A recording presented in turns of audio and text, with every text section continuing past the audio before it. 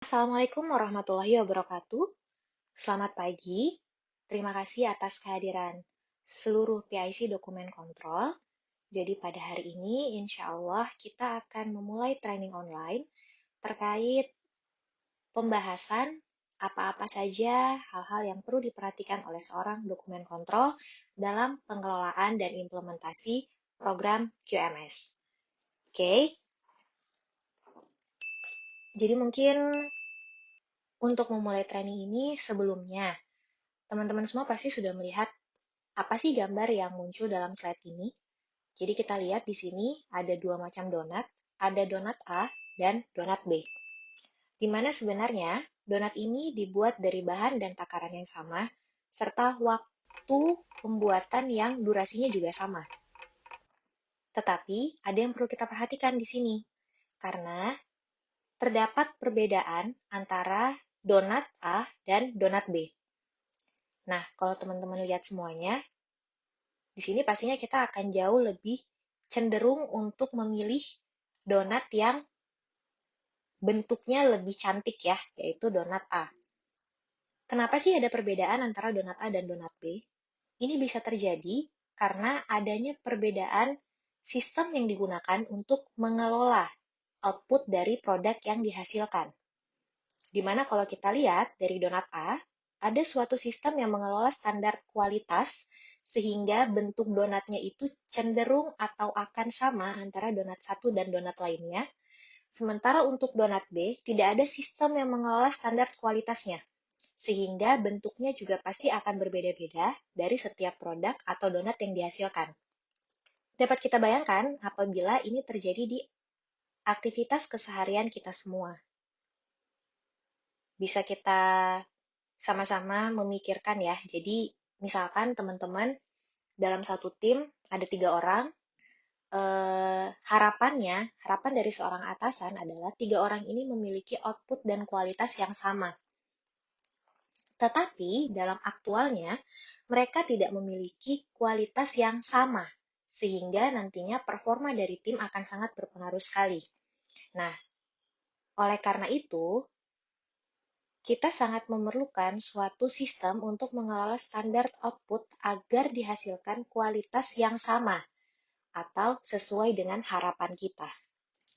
Nah, apa sih sebenarnya akibat apabila tidak ada suatu sistem untuk mengelola standar kualitas? Ada beberapa. Yang pertama, tidak adanya panduan prosedur yang baku. Sehingga pada saat ada beberapa orang dalam suatu fungsi, si A, si B, dan si C, mereka akan saling kebingungan. Si A akan mengelola proses dengan caranya sendiri, B dengan caranya sendiri, begitu juga dengan si C tadi. Nah, yang kedua, proses kerja tidak standar sehingga hasil kerja tidak konsisten. Dapat kita bayangkan, apabila tadi simulasinya ada 3 orang, si A, si B, dan si C, mengerjakan suatu prosedur yang berbeda-beda atau caranya berbeda-beda, sehingga kita sudah dapat pastikan bahwa proses kerjanya menjadi tidak standar, sehingga outputnya juga pasti akan berbeda-beda. Lalu yang ketiga, terjadinya fraud akibat ketidakjelasan prosedur. Kenapa? Karena tidak ada standar mana hal yang dapat dijadikan sebagai baseline atau panduan yang paling benar. Lalu yang keempat, pekerja menjadi tidak optimal dan efektif. Yang kelima, lemahnya daya saing dengan perusahaan lain. Dan yang keenam adalah menyulitkan transfer knowledge dan development system secara berkelanjutan. Nah, jadi mungkin teman-teman bisa dapat merasakan ya, pada saat kita datang ke suatu tempat, tidak ada prosedur kerjanya atau tidak ada panduan kerjanya, kita akan kesulitan pada saat kita melakukan proses pembelajaran atau learning by doing di tempat tersebut. Nah, apabila kita lihat dari roadmap Kala Group sendiri, di sini ada beberapa fase yang harus kita lewati sampai akhirnya kita mencapai mimpi dari Kala Group pada tahun 2052 atau pada usia 100 tahun Kala Group, nantinya Kala Group bisa masuk dalam Top Fortune 1000 Asia Pasifik. Nah, ada beberapa tahapan roadmap yang harus dilalui. Yang pertama, itu dari tahun 2018 sampai tahun 2020, terdapat salah satunya adalah terdapat implementasi QMS, dan pada fase kedua, harapannya kita sudah masuk ke dalam tahapan lean management, dan pada fase ketiga, kita sudah masuk dalam minimal top 5 market share di national level. Dan semua fase ini berawal dari standarisasi.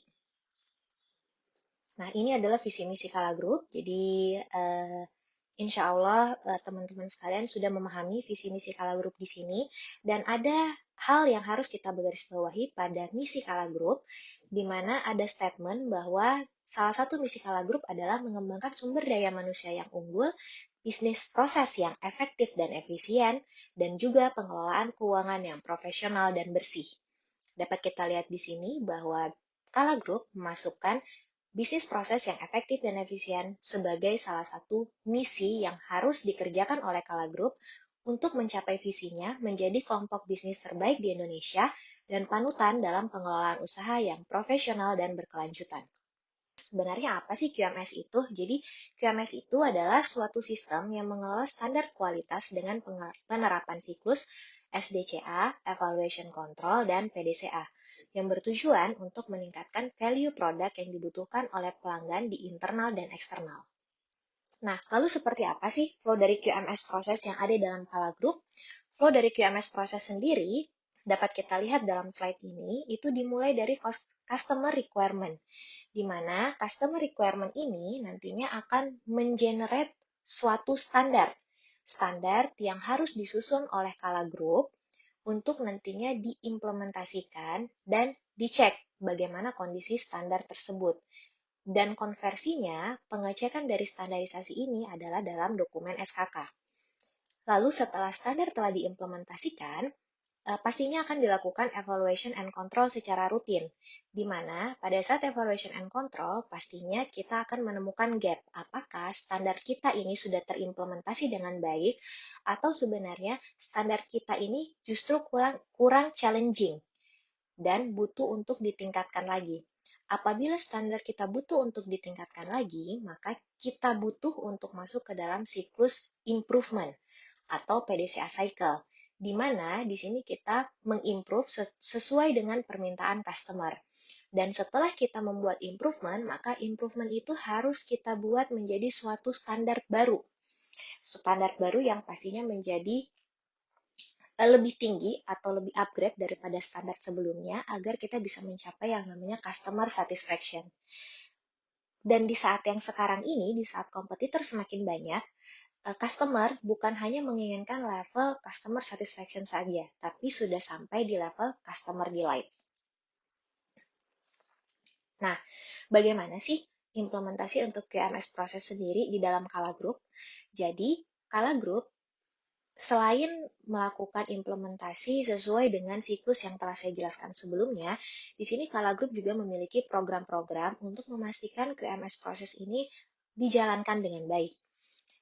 Salah satu contohnya adalah dengan cara menerbitkan sertifikasi QMS Kala Group, di mana SBU yang layak untuk mendapatkan sertifikasi QMS Kala Group ini adalah SBU yang telah mengimplementasikan SDCA, Evaluation Control, dan PDCA. Untuk selanjutnya, bagaimana sebenarnya roadmap QMS dan RKMS program di Kala Group untuk saat ini? Jadi sebagai informasi, di tahun 2018 dan 2019 lalu, Kala Group telah menyusun pedoman Rumah Kala Manajemen System. Ini adalah kebijakan tertinggi yang saat ini berada di Kala Group.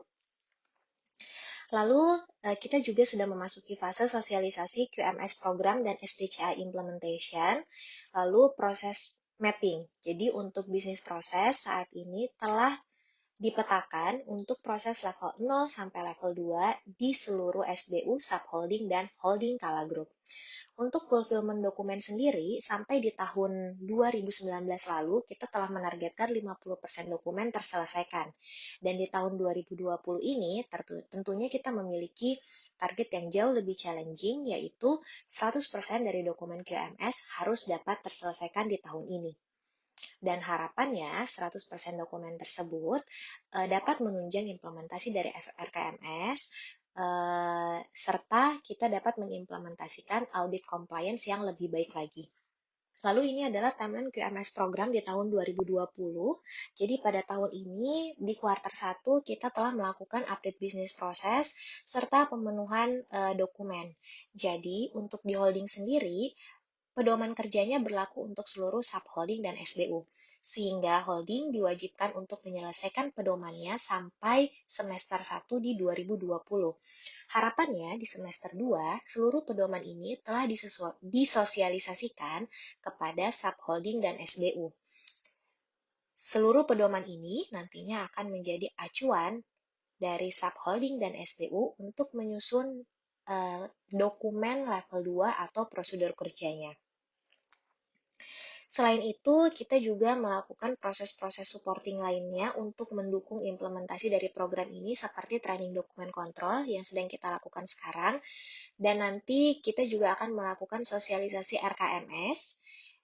Lalu setelah sosialisasi RKMS ini, harapannya seluruh business process owner dapat melakukan pemenuhan SKK dengan menggunakan template terbaru yang telah kami tetapkan. Nah, untuk template-nya sendiri seperti apa, nanti akan kami jelaskan pada sesi terpisah.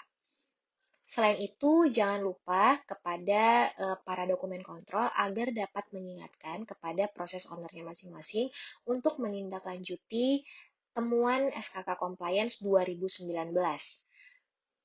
Dan nantinya akan ada pelaksanaan SKK dan RKMS Compliance selanjutnya, itu estimasinya pada bulan Juli sampai Desember 2020.